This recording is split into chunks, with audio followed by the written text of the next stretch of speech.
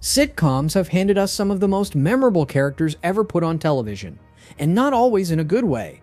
Some of them were selfish, some were exhausting, some were flat out mean, hiding behind a punchline every time they crossed a line. We laughed anyway, we kept watching anyway. But looking back now, a few of these characters deserve a much harder look than we ever gave them. Here are 5 sitcom characters who got away with way too much, for way too long. But first, meet the romantic who made everyone tired. Let me start with Ted Mosby from How I Met Your Mother. And look, I know some of you love Ted, but hear me out. Ted spends 9 whole seasons telling us he is the hopeless romantic searching for the one. That is his whole thing. And on paper, sweet, right? But watch how he actually acts, and it gets old fast. The man falls in love on day 1. He steals a blue French horn for a girl he just met.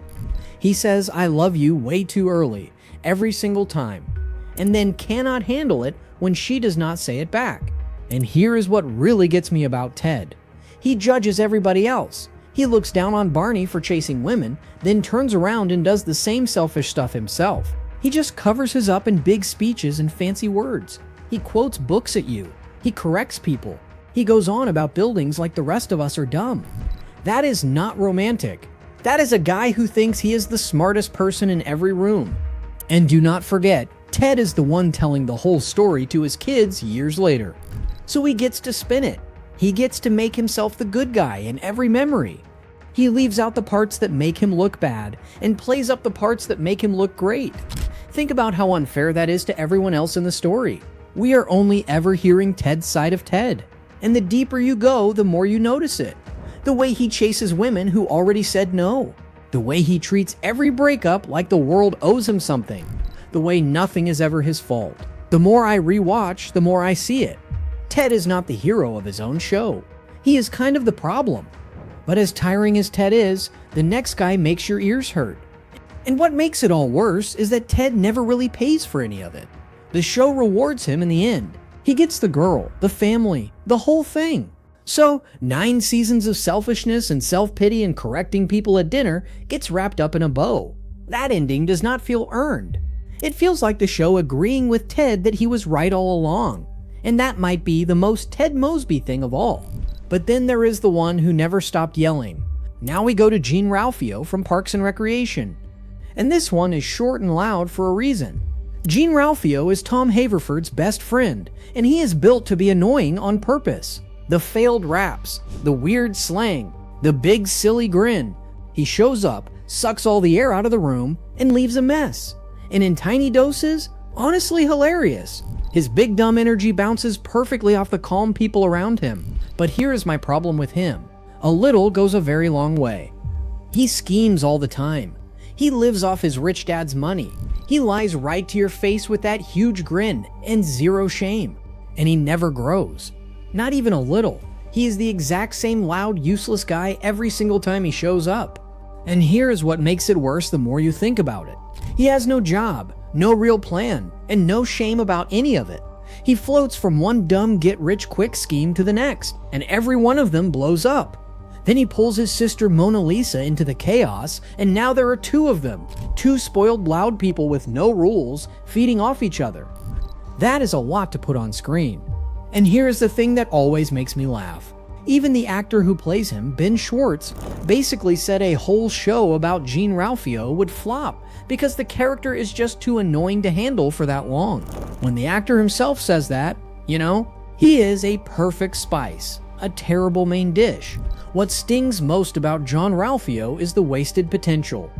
The character had real comic energy, and Ben Schwartz clearly has the chops to do something layered with it. But the writers never pushed further. Every appearance is the same bit, just louder. So instead of a character who surprises you, you get one you start bracing for.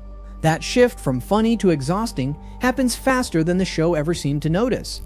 But at least John Ralphio is trying to be annoying. The next guy frustrates you without even meaning to.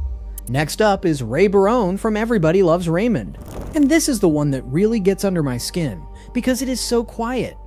Ray is not loud. Ray is not scheming. Ray's whole problem is that he does nothing. His pushy mom Marie is always butting into his marriage, walking all over his wife Deborah, and what does Ray do? Nothing. He ducks, he hides, he lets it happen. He would rather skip one hard talk than stand up for the person he is supposed to love most. And it goes deeper than just being shy. Ray dodges chores, he dodges the kids. He plays dumb on purpose so nobody asks him to do anything. He will literally pretend he is bad at something just to get out of doing it. That is not being a lovable goof. That is quietly making your wife carry everything while you watch sports. And here's the part that really bothers me on a rewatch. The show is called Everybody Loves Raymond for a reason. The whole family treats Ray like a prince. His mom waits on him hand and foot. His dad backs him up. And all that spoiling turned a grown man into a giant child who never had to learn how to handle anything hard. So Deborah is not just dealing with a lazy husband, she is dealing with a husband his whole family trained to be that way. What really bugs me is this cycle never breaks. He complains about his parents, but he never draws a line. So Deborah gets stuck being the nag, and the same fight happens over and over for years. The actress who plays Deborah even called him an anti-hero, a guy with no real hero in him. And on rewatch, yeah, his hiding from stuff stops being funny and starts feeling kind of cruel. But where Ray hurts people by doing nothing, the next one does it on purpose. And honestly, Deborah deserved better from the show itself, not just from Ray. The writers kept resetting everything so the same dynamic could play out again next week. Deborah never really wins, Ray never really changes. The audience is supposed to laugh at the cycle, but after enough seasons it stops feeling like comedy and starts feeling like a document of a marriage slowly grinding one person down. That is a strange thing to build a family sitcom around. But she did it with a smile on her face. Now let's talk about Gina Linetti from Brooklyn Nine-Nine.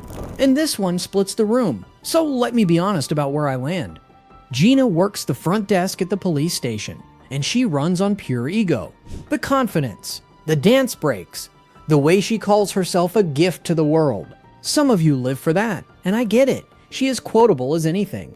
But peel it back and Gina can be straight up mean. She picks on Amy. She picks on Boyle. She insults her coworkers for fun, and she does it all while doing the least amount of actual work possible.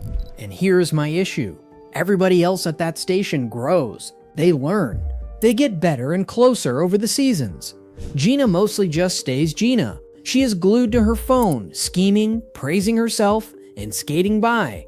Her tough love crosses the line into just plain cruel more often than fans want to admit. And think about who she aims it at. It is not the tough characters. It is Boyle, the sweetest, softest, most harmless guy in the whole building. She picks on the one person least able to fire back. That is the part that does not sit right with me. Going after the easy target is not cool or edgy. It is just kind of unkind, and the show dresses it up as a joke every time. Now, to be fair, there are little flashes of something real. She gives good advice now and then. She shows she cares when it counts. And Chelsea Peretti plays her so well that the lines land every time. But for a show that is all about warmth and people who actually care about each other, Gina can feel like the one cold spot in a warm room. Love her or hate her, she splits the room on purpose. But none of these four come close to my number one, the most argued about character on this whole list. The other thing worth saying is that Brooklyn Nine-Nine built its whole identity around being a warm, inclusive, genuinely kind workplace show that made Gina stick out more than she might have on a different series. On a meaner show, her edges would blend right in. On this one, she reads like a bug in the code. The show kept asking you to love her, but it never quite did the work to make that easy. But nobody causes a fight quite like my final pick. And here he is, Ross Geller from Friends, the king of this list. The character people are still arguing about all these years later. Ross starts out as the sweet, nerdy dinosaur guy, the nice guy, but spend some time with him and the cracks show fast. He is jealous. He is unsure of himself. He is clingy in a way that gets uncomfortable. Look at how he treats Rachel. He hates her job. He hates her work friend Mark. He guilts her. He gets in her ear, and he holds her to rules he would never follow himself. And then, of course, we have the line, "We were on a break," the most argued about sentence in sitcom history. And here is my honest take. Even if he was technically on a break, The way he handles the whole thing after, the denial, the blaming everyone else, the refusing to ever just own it, tells you everything about Ross. He always finds a way to be the victim. Always. And once you start counting his red flags, you cannot stop. He sends Rachel a wall of roses to crowd out her work trip. He flips out when she gets close to a guy friend, but expects total freedom for himself. He has the temper. He has the meltdowns at work. He lies about ending their drunk Vegas wedding and just secretly stays married to her. Any one of those on its own is a lot. Stacked up across the whole show, it paints a picture. It is not just Rachel either. The jealousy follows him through every relationship, going all the way back to his marriage with Carol. He has the same worry on a loop, and the way he acts like he is smarter than everyone on top of it just makes it worse. Now I will give the man this. He is funny. The pivot scene is comedy gold. The dinosaur rants are great. David Schwimmer plays the meltdowns perfectly, and that is real talent. But the more you rewatch Friends, the more Ross sticks out in a group that is supposed to be loving and there for each other. He is the one dragging drama into every room. And that is exactly why he tops my list. Not because he is not funny, but because under the laughs, he is the most tiring one of them all. And the saddest part is that Ross had every ingredient to be something great. Smart, passionate, genuinely funny when he let himself be goofy. But the writers kept leaning into the jealousy and the victimhood instead of pushing him to grow out of it. So by the final season, he is basically the same guy he was in the pilot, just with more failed marriages behind him. A little actual growth would have made him one of the best characters in the show. Instead, he became the most argued about one, which, depending on how you look at it, might be worth more.